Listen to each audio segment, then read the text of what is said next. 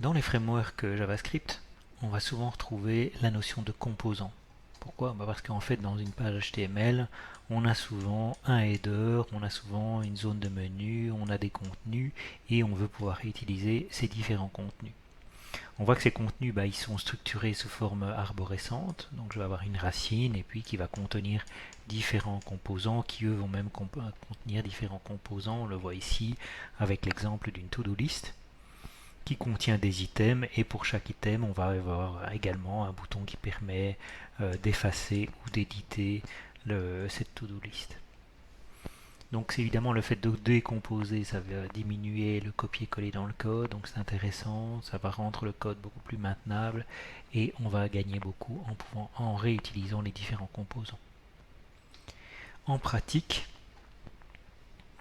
on va donc définir un composant avec vue.component où on va définir le sélecteur du composant, donc ce qui va être présent au niveau de la balise en tant que telle qui va être interprétée, et puis le composant était d'un élément qui contient un HTML, donc on va avoir une partie template où je vais simplement indiquer la partie HTML. Du côté de l'instance de vue, donc j'ai toujours, on l'a vu, le template, et dans le template, j'ai effectivement une partie de la page, et puis dans cette partie-là, je vais appeler le composant qui est ici. Donc c'est la liaison ici directement entre les deux, entre donc la balise composant et ici la déclaration de mon VueComponent. La première chose à faire, c'est bien sûr créer notre composant.